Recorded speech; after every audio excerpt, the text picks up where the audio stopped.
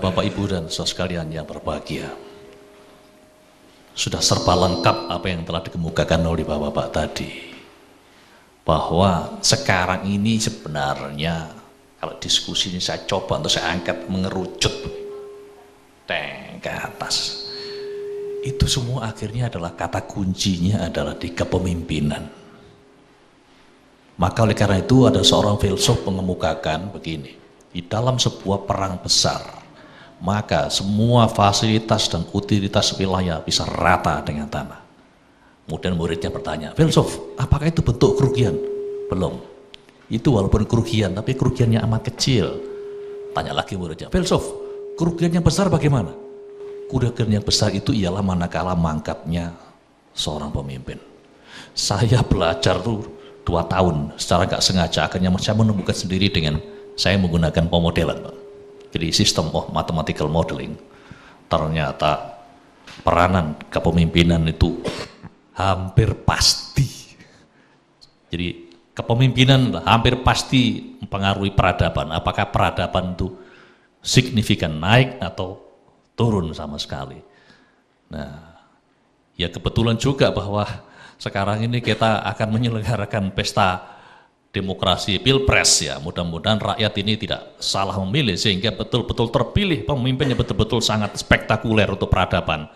Bukan hanya bangsanya tapi juga bahkan internasional seperti tadi yang saya kemukakan bahwa persoalan perubahan iklim ternyata kata kuncinya itu ada di Indonesia. Jadi masalah penataan kehidupan demokrasi atau dengan kata lain adalah kepemimpinan. Saya kira itu yang paling penting. Terima kasih. Iya, terima kasih. Kami persilakan Nanda Krishna ini untuk mungkin yang perlu dijawab. Iya, terima kasih.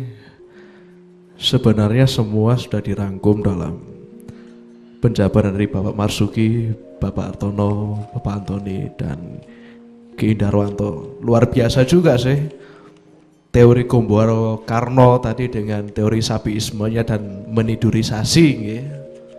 Tapi saya coba berbicara menjawab masalah keberagaman atau keheterogenan. Kenapa saat ini menjadi pemicu konflik? Dulu ketika Bung Karno ingin memerdekakan bangsa Indonesia dan bangsa Indonesia terkenal dengan bangsa yang heterogen, bahkan perbedaannya itu sangat beraneka ragam. Banyak bangsa-bangsa yang tidak percaya bahwa hal itu bisa terwujud. Tetapi dengan ada obat yang berasal dari kearifan lokal, hal tersebut bisa diwujudkan. Jadi keberagaman saat ini itu karena kurangnya manajemen nilai-nilai yang berkembang di masyarakat. Para pemikir, para stakeholder itu kurang dalam memanajemen sistem nilai yang berkembang cepat di masyarakat. Bagaimana satu jalan sekarang ini banyak cabang-cabangnya, satu aliran cabang-cabangnya semakin banyak, dan nilai yang berkembang itu tidak dimanajemen dengan baik sehingga terjadi gap yang tidak disengaja, gesekan-gesekan kecil yang biasa yang jadi katakan sebagai atom ini bergesek-gesek terus. Kalau atom ini terus bergesek kecil menjadi besar, lama-lama jadi triwikromo dan menjadi suatu tindakan anarkis dari masyarakat yang sudah sering terjadi saat ini. Gap antara nilai itu perlu kita imbangi.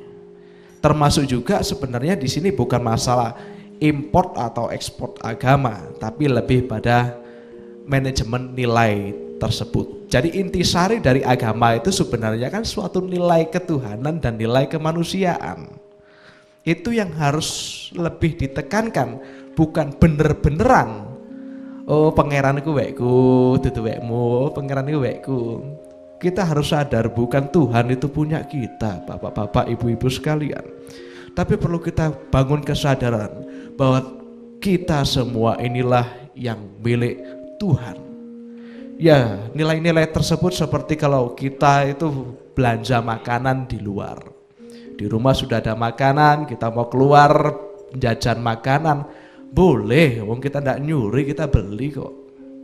Kita bayar. Tapi yang perlu kita pikirkan, apakah makanan yang di luar dan makanan yang di dalam rumah Walaupun juga sama-sama kenyangnya, apa bisa sesehat dan steril makanan di rumah yang bikinan ibu sendiri yang dibumbui dengan rasa cinta kasih. Ini mohon jadikan bahan perenungan. Masalah kepercayaan, saya ingin mengutip salah satu pesan moral dari Pesan Bumi di saat semesta berbicara oleh W. Mustika. Wahai angsa, konon kau adalah hewan bijaksana di bumi ini. Nah, katakan padaku, agama apa yang paling benar dan terbaik untuk menuju Tuhan? Manusia, setelah sekian ribu tahun agama-agama diturunkan di bumi ini untuk membuat kehidupan kalian damai. Bagaimana mungkin bahkan hingga hari ini kalian masih bertanya tentang agama mana yang paling benar dan terbaik? Bahkan kalian bertengkar sampai berperang demi agama. Tidakkah masa selama ribuan tahun itu telah mencerahkan generasi-generasi kalian hingga sadar bahwa agama diciptakan untuk mendamaikan kalian? Harusnya semakin banyak nilai yang berkembang, semakin banyak agama dan kepercayaan yang berkembang, sejatinya dan seharusnya bangsa ini menjadi bangsa yang paling damai di dunia. Matur nuwun, Rahayu. Terima kasih. Coba para penonton Dhamma TV yang kami muliakan. Generasi kita, generasi yang tua-tua, termasuk cucu saya, sudah mempunyai wawasan yang sedemikian. Dan kita bisa melihat hafalan atau ketulusan atau keterpaksaan dalam penyusunan kalimat sebenarnya bisa kita rasakan. Untunglah kita hidup di negeri ini dengan corak ragam dinamika, dialektika, gempuran, tantangan, semua selalu terjawab dan terselesaikan dengan baik. Hanya satu yang mungkin bisa kita renungkan. Apabila di negeri ini terasa sumuk udaranya, terasa panas hatinya, terasa gelisah otaknya, mungkin ada sesuatu di dunia ini. Karena kita kebetulan hidup diciptakan sebagai orang yang dengan istilah sebutan Jawa. Ini bukan Jawaisme. Jawa itu seperti yang disampaikan beliau-beliau tadi itu. Tidak mengenal ruang dan waktu, tidak ada batas. Lain dengan satu pengertian kelompok-kelompok. Oleh karena itu pada waktu sang Nabi menyebarkan tentang kebaikan, belum ada istilah agama. Setelah lalu menjadi agama baru, setelah ajaran-ajaran itu dibenahi untuk disampaikan kepada khalayak atau umum. Dan penyampaiannya sudah barang tentu, setiap lahan, lain ladang, lain belalang, lain lubuk, lain ikannya. Coba bayangkan, apakah mungkin bisa berkembang orang yang kebetulan beragama Hindu, lalu mencoba menyebarkan di kutub utara atau kutub selatan. Apabila teknis penyebaran itu masih dengan kelengkapan sesajian dari alam yang ada di kiri kanannya. Jangankan di kutub utara itu ada kembang samboja, mungkin sembuhan aja juga tidak bisa tumbuh. Mungkin lumut yang bisa tumbuh. Itulah sebenarnya yang Maha Esa begitu amat beragam dan multi. Semua kehidupan yang harus kita baca, dan itu adalah jiwa kita.